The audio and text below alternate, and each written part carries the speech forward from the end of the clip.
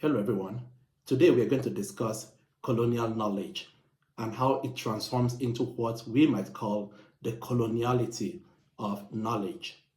And here we are talking about how power, information, and control have been and continue to be intertwined across the globe. So let's start from the very basics, right? By defining what colonial knowledge is. When we speak of colonial knowledge, we are referring to the massive amount of information produced by European colonizers about the peoples, the territories, the cultures, and the resources that they aim to dominate. Think about it. This will include everything from historical chronicles, ethnographic studies, and geographical surveys to botanical collections, travel journals, and perhaps most importantly, even maps. But here is a very important point we need to keep in mind from the very beginning. This production of knowledge was never a neutral, disinterested academic pursuit. It was an integral and indispensable component of the colonial project itself, and it served as a fundamental tool in the hands of the colonizers' attempt to achieve complete domination of the colonized subjects. So knowledge during colonial rule was actively created and deployed for very specific colonial purposes. Sometimes this knowledge was produced and deployed for the justification of imperial rule. Sometimes it was to manage and control populations, and sometimes it was to enable them efficiently exploit natural resources. So that when we think about colonial knowledge production, we are not just talking about knowing. It is about knowing in order to rule. Right? So keep that in mind. So it's not just about knowing. It is about knowing in order to rule. So this understanding has been deepened by a significant theoretical shift, right? So here we are moving beyond just analyzing colonial knowledge as just an historical artifact to examining something more enduring. And what we mean here is the coloniality of knowledge itself. This concept was largely developed by Latin American thinkers like the Peruvian sociologist Aníbal Quijano, who argues that the legacy of colonialism survives long after the formal end of imperial administration. So, and when we think about the survival, we are not just speaking of political or economic survival. It is an epistemic survival, right? Because it relates to how we know and what counts as knowledge even today. Walter Mignolo describes coloniality as the darker side of modernity, right? There's this embedded and ongoing logic that continues to enforce domination and exploitation, so that there's a continuous process where the colonized are being dominated because of colonial knowledge. So how are they able to do this long after the end of colonial rule? They do this by privileging one way of knowing. And we know those of us from the African continent, from the Latin American continent, and we know that the form of knowledge that is being privileged is the Eurocentric model, right? So it's not the African knowledge systems, it's not the Latin American knowledge systems, it's not the Asian knowledge systems, but the Eurocentric model or the Eurocentric knowledge systems. So this transforms our analysis from studying a past event, colonialism, to investigating a persistent living structure. So that the challenge isn't simply correcting the historical record. It's about confronting and dismantling a contemporary global power, a global power structure, that systematically validates Western epistemologies, Western knowledge systems, while at the same time downgrading, silencing, and even erasing alternative knowledge systems. So in order for us to make this very tangible, I think it will be important for us to look at some concrete examples, right? The actual projects and institutions that produced and deployed this knowledge.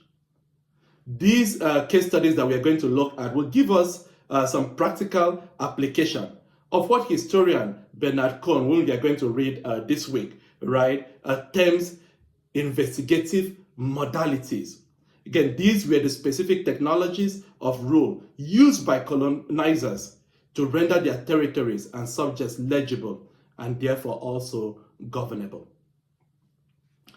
The first case study that we are going to look at is the Great Trigonometrical Survey of India, which was from 1802 to 1871. This was a monumental multi-generational undertaking to map the entire Indian subcontinent with unprecedented scientific precision. So this was moving beyond simple route maps to a more complex method of triangulation to create a comprehensive mathematical grid over the whole landmass. So this survey had a dual purpose. There were two specific purposes, right? On one hand, it led to genuine scientific breakthroughs, like accurate measurements of an arc of longitude, the theory of isostasy, and the calculation of Mount Everest height. On the other hand, its primary function was imperial, had an imperial function. As the Royal Society stated, the survey, unquote, provided knowledge, enabled control, and enhanced the East India Company's reputation, which legitimized colonial rule. The very act of systematically measuring, quantifying, and naming the land was a profound declaration of ownership. What this project also highlights is the hierarchical nature of colonial knowledge production. While it relied on the labor and the local expertise of hundreds of Indian employees, often called Pandits or natives, the official histories lionized European figures like William Lambton and George Everest. This perfectly illustrates a core tenet of the colonial episteme. The colonized could serve as passive informants, providing raw data, but the active, authoritative, knowing subject was exclusively European. Let's take another case study, right? The Indian census and the codification of the caste system. Beginning from 1871 to 1872, the British Raj in India instituted decennial censuses officially for scientific and administrative purposes. A huge challenge they had was classifying India's incredibly complex social structures. So the administrators tried to apply the fourfold Varna system from ancient Sanskrit texts, but they quickly realized this theoretical model didn't match the lived reality of thousands of fluid, overlapping, localized social groups known as jatis. What was their solution? Their solution was to force this fluid reality into a rigid hierarchical framework of their own making. Colonial officials then created broad artificial categories like priestly, agricultural, or menial caste, and then classified the thousands of jatis within this new schema. This process was heavily influenced by the prejudices of both British administrators and their high caste Indian informants.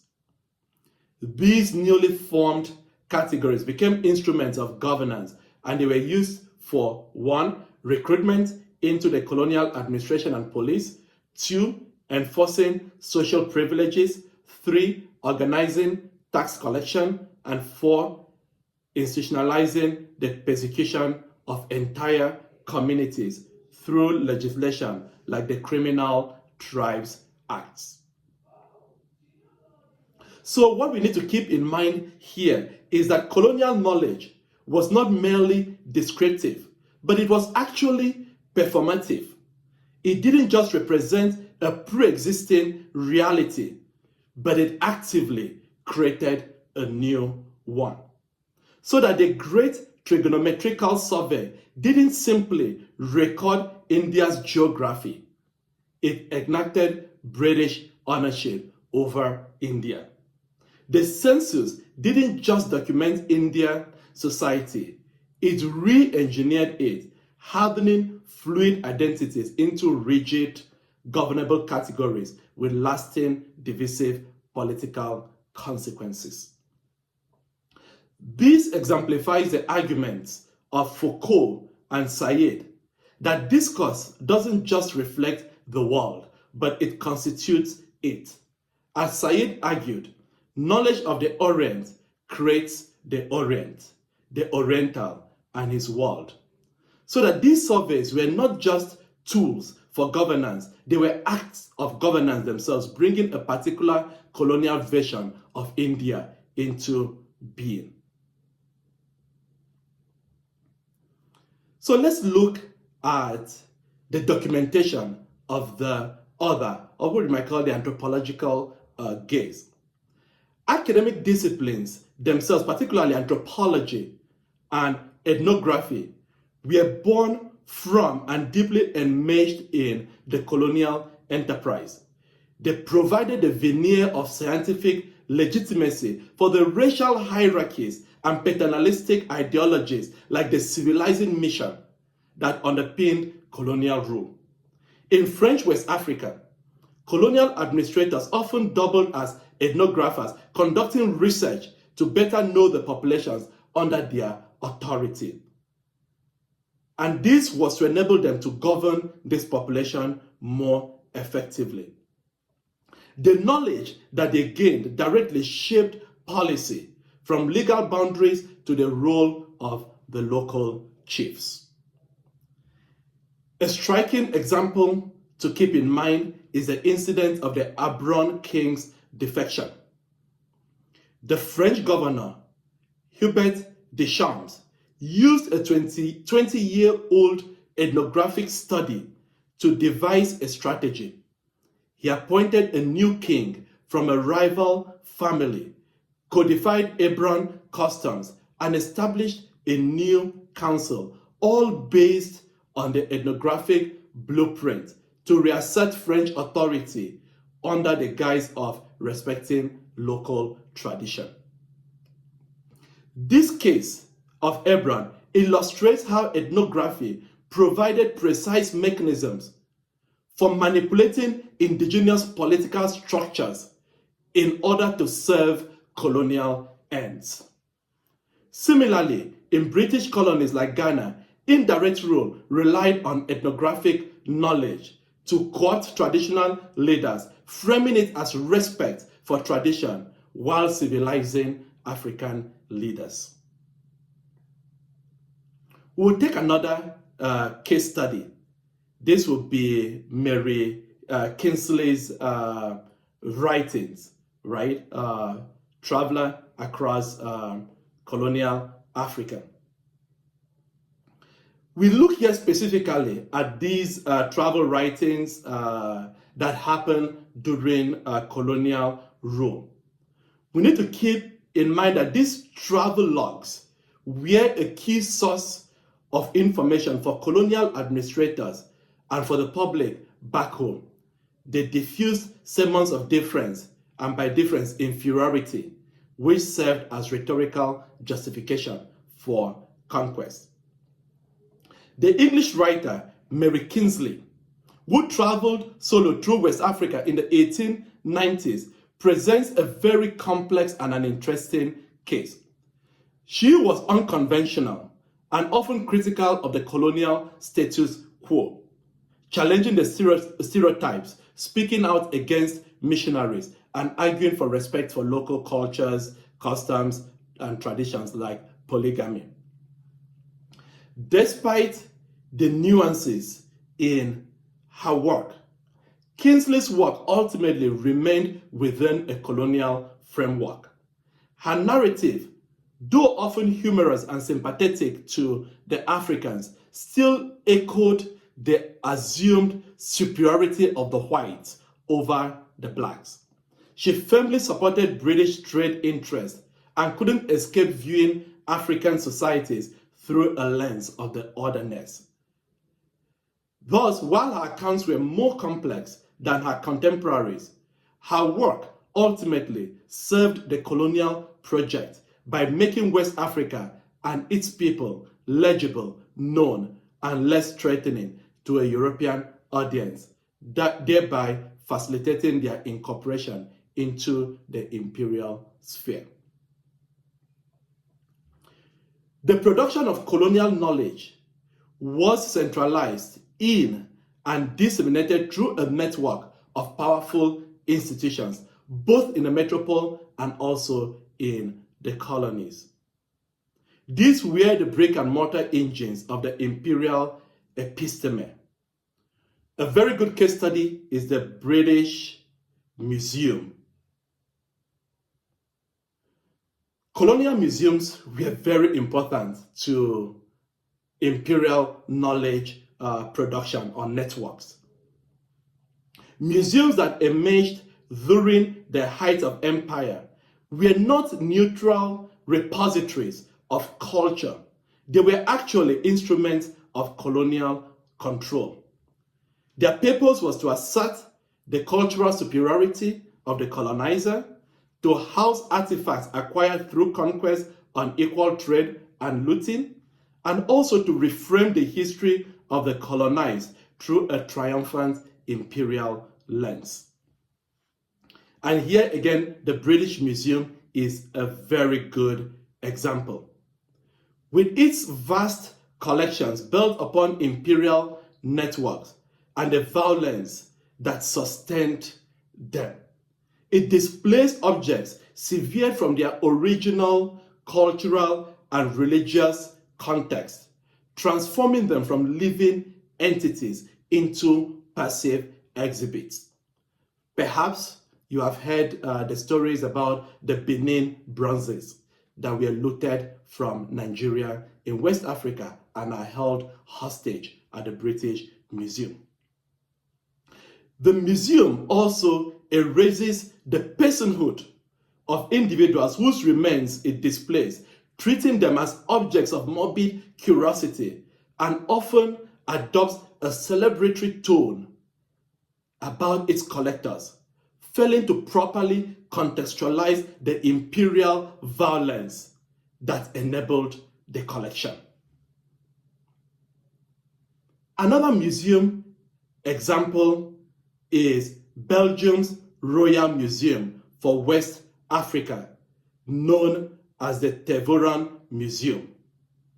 It was founded by King Leopold II with the express purpose of being a propaganda tool for his colonial projects.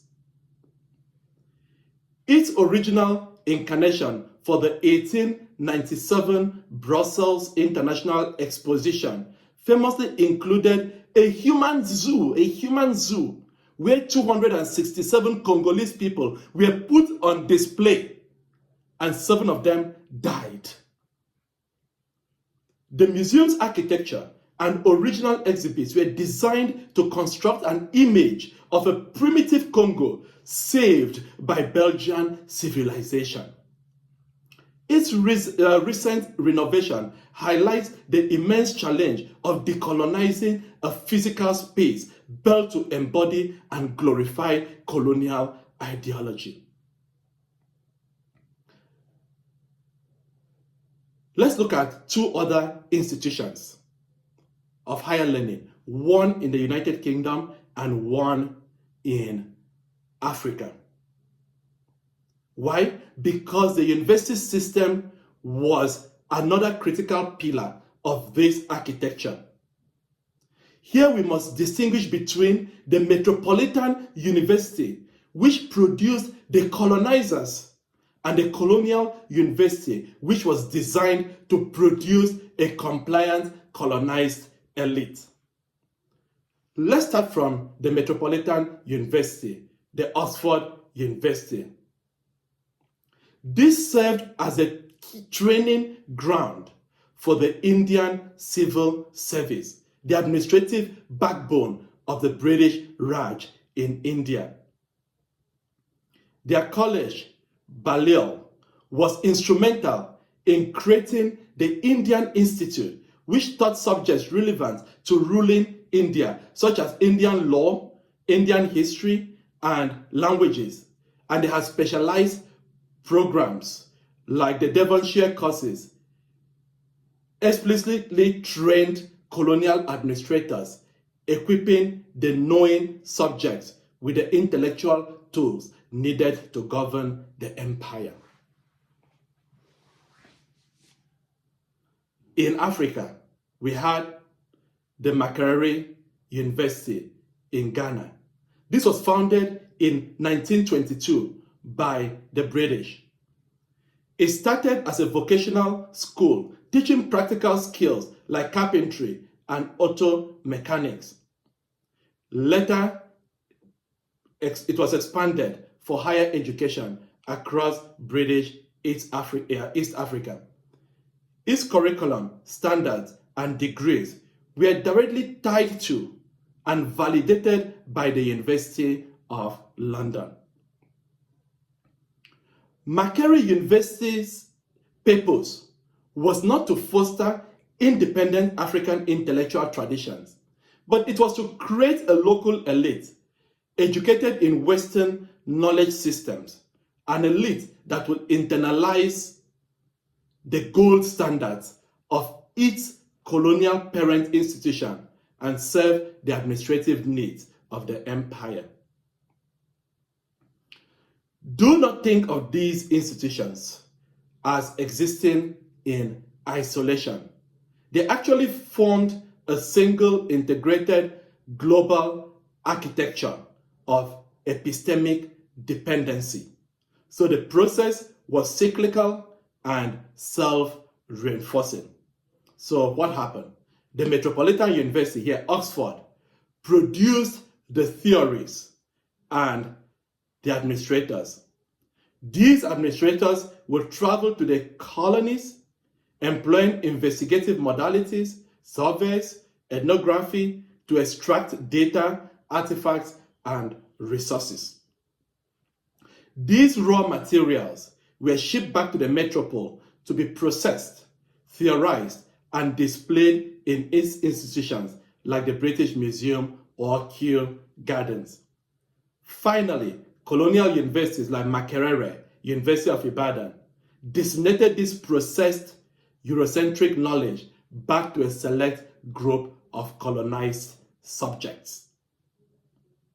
This created what scholars like Said Farid Alatas and Pauline Hotonji term academic dependency, a global division of intellectual labor where theorizing happens in the core and data collection happens in the periphery. This system ensures that the center of gravity for the acquisition of knowledge is located outside the nation itself, a practical manifestation of the coloniality of knowledge.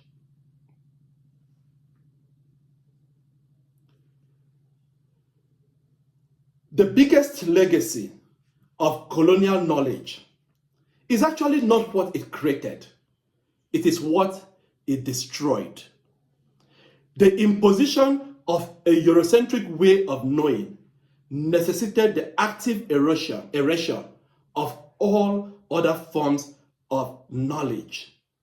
This process, which Boaventura de Sousa Santos calls epistemicide was a deliberate act of destruction. Colonial knowledge didn't just exist alongside indigenous knowledge systems. It actively sought to destroy indigenous knowledge systems to supplant them with European knowledge systems. Indigenous ways of knowing were systematically devalued. They were labeled as primitive, native, irrational, obscure, incoherent, or they were dismissed as superstitions, opinions, subjectivities, common sense, so that they can prioritize European knowledge systems. This devaluation wasn't just prejudice. It was a form of what Gertrude Spivak terms epistemic violence, a necessary precondition for colonial control. Now let's take a few case studies. We look first at colonial medicine, right? We compare colonial medicine and indigenous healing.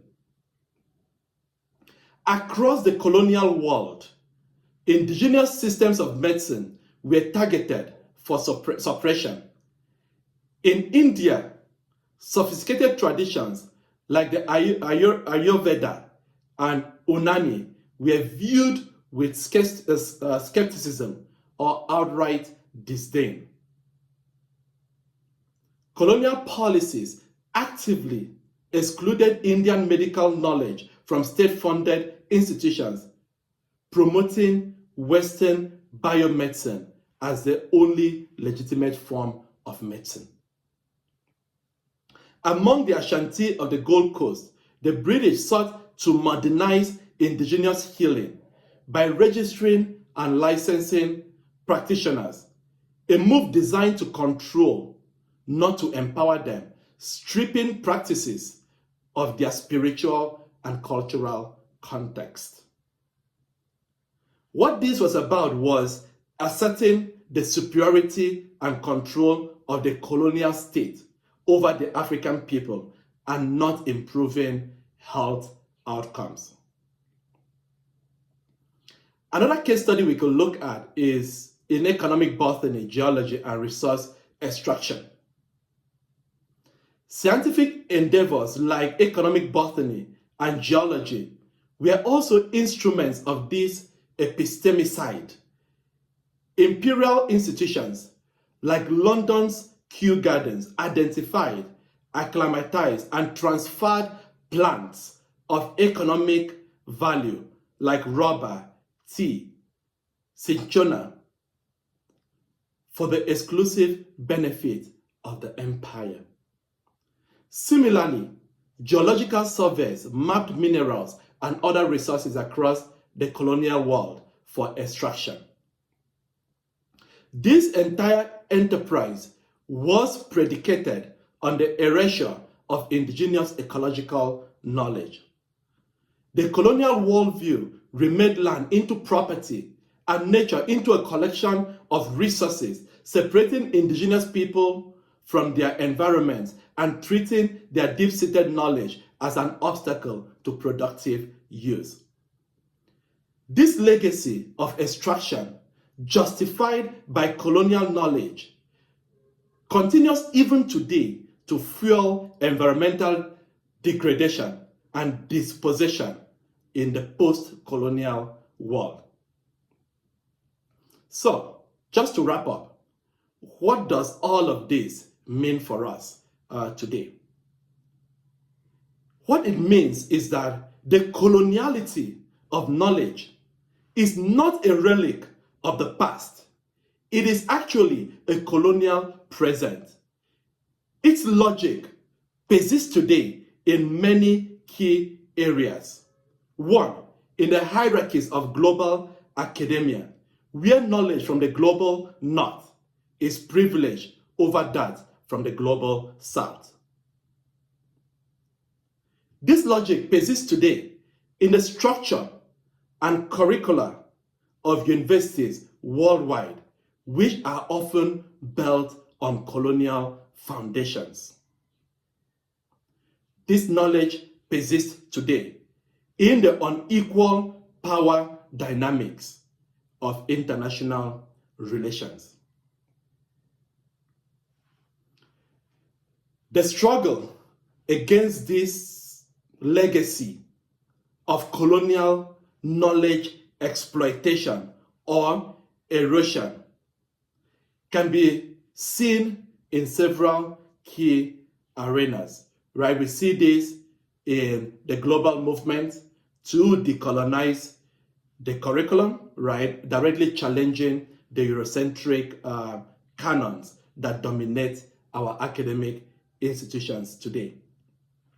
Scholars in Africa, India, and the global South are actively rewriting their own histories using indigenous sources like oral traditions. Again, these are attempts to reclaim the narratives from colonial distortions.